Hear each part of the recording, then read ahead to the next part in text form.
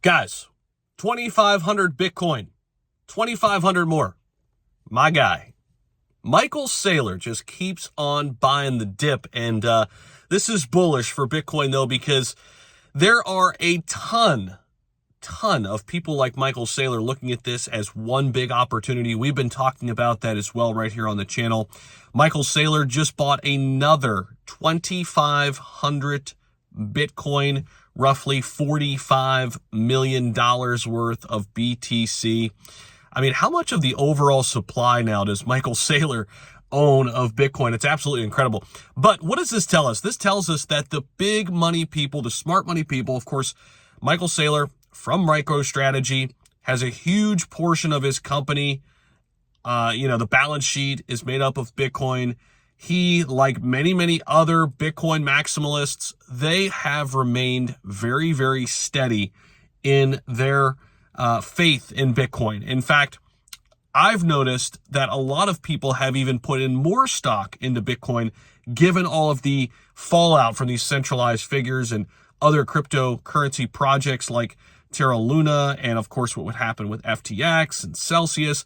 People are shifting their focus to even believe in Bitcoin even more. Here's the great thing about Bitcoin, guys. Since 2009, it's never been hacked. It's never had an issue, right? There are some flaws, and I'm not a Bitcoin maximalist by any means, okay? I think there is room for a ton of other cryptocurrencies and obviously smart contract platforms like Ethereum to flourish. However, you have to say this about Bitcoin.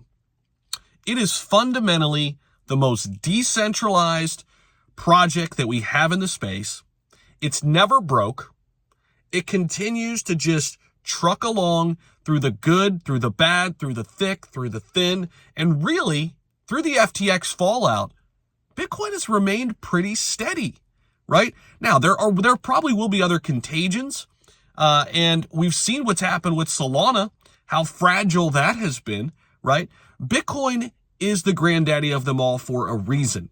And I think every single person in crypto should respect the hell out of Bitcoin, because without it, we would not be here.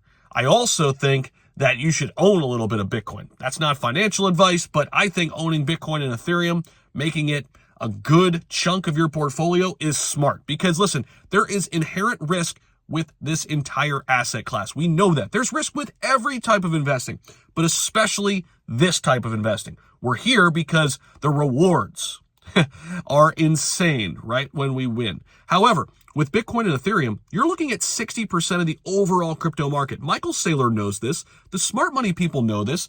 That's why you listen to some of the people now coming out like Andrew Tate saying, I own Bitcoin and Ethereum. There's a lot of people coming out of the woodwork and saying, yeah, I own a little bit of Bitcoin and Ethereum. Usually it's those two.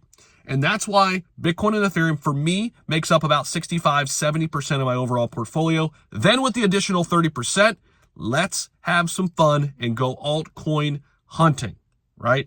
But Michael Saylor buying up some more Bitcoin, 2,500 more BTC, says, let's buy the dip, baby. Let's let it rip.